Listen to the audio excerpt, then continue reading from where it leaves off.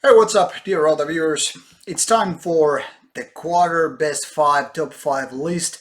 Once again, we're doing these 4 times a year, obviously, and then making the kind of a top five or top 10 list. I haven't decided yet which way to go by the end of the year. Now, this particular quarter was pretty hard for me in terms of finding the top five albums. Not because there was not enough albums, that is out of the question, because actually, past few weeks have been really strong with good albums. But the thing is that there were kind of lots of albums which, in my opinion, were on the same level, on the same page, despite being from different genres. I mean, there were black metal, there were like death metal, grindcore, even some hardcore-ish metal stuff, which could have made it to the list. But as these, I have made myself a promise to include only five albums, so here it goes.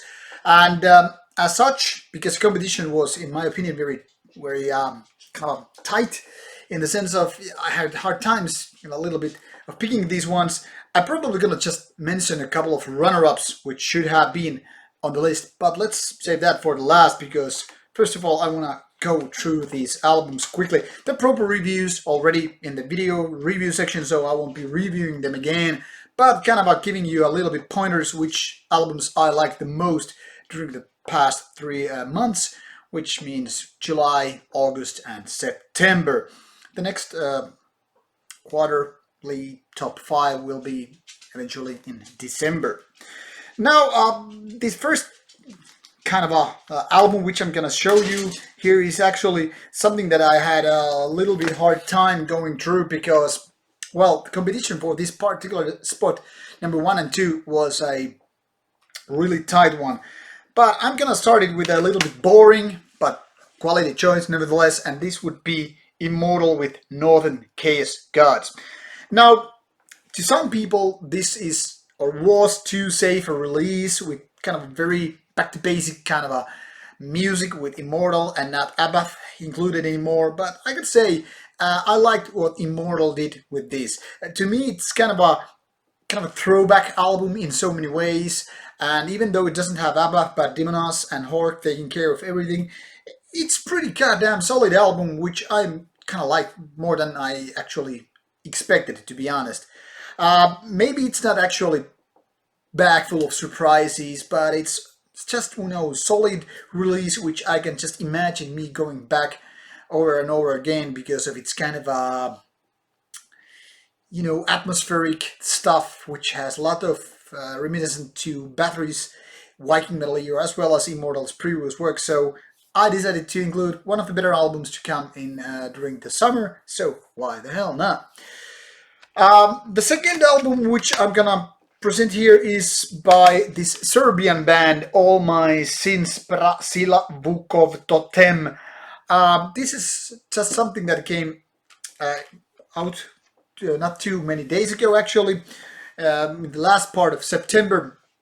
And while I had a little bit hard time to actually get to like it that as much as I eventually did, I must say it was a really rewarding listening experience because something that is not very common these days, kind of atmospheric stuff, reminding me of Polish and Gua, but then again also kind of different ideas, which is just something totally Serbian, I guess.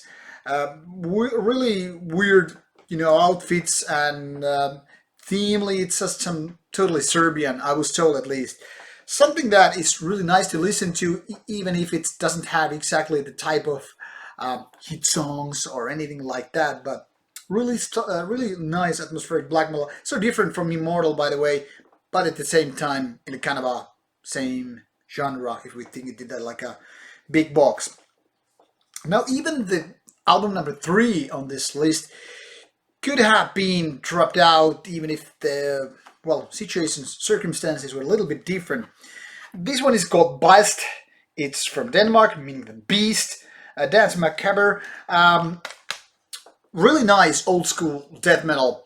Actually, not that surprising in so many ways, and kind of repeating the very typical genre things with its music.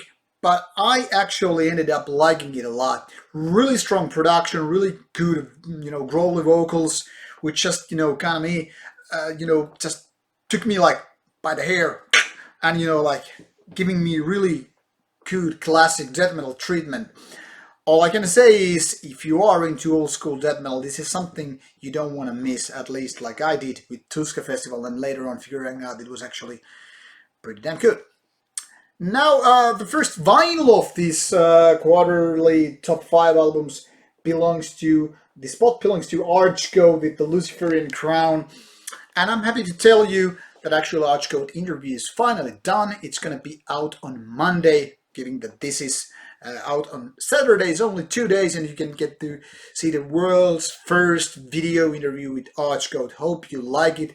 We were drinking beer and doing kind of a beer reviews while talking about black metal, being in a band, getting older, and what it means to have been there for around 30 years. So we also talk about this latest album, which also came in mid-September, so quite fresh still from the oven. And to me, like I said in the review, this is probably the best Archgoat album with its diversity and various ideas, even old school homage to Bathory and such. Strong album and definitely something to appeal to Archgoat fans. That spot belongs to number 2. So you're figuring out right now, so what's number? Don't say it's D-side. Well, yes it is. Glenn Benton and the crew did a great album with its satanic death metal. Now, like I said in the review, or at least I think I said, is that I know the D-side kind of divides people into many different boxes. Some just like the early material, some don't like at all, and some like everything, and then there's some that, like here bits and pieces here and there. And to me, D-side is, actually the band that has strong albums and then quite mediocre ones. I'm just like, cherry picking type. But this album, Overtures of Blasphemy, is like, I don't know, this is just something that really got me going. There's only one weaker track, and it's not even weak track, it's just something that could have been removed from the album, and the album wouldn't have been any weaker. I think D-side kind of robbed the bank with this quarter. Clearly the best album for me on this quarter, and I really enjoyed what they were doing, so I just hope to see them live. And now, as I promised, a couple of albums which could have been making their way. Well, at first I must mention Terror with Total Retaliation, very metallic hardcore album which just came out like yesterday, I think, the official release date. Actually, the day I'm filming this video, and I would have it been included on this video because I think they made a really strong and aggressive album. Maybe not in the top 3 slots, I'm not sure, but definitely a really nice album which would have deserved my attention would I have gotten the CD. Well, there will be a review as soon as I get the album. Also, Aborted Terrorvision was close to get on this list, as well as Christian's Scourge of the Enthroned. Really strong death metal album, but you have only 5 slots, so you have to decide what's going to be.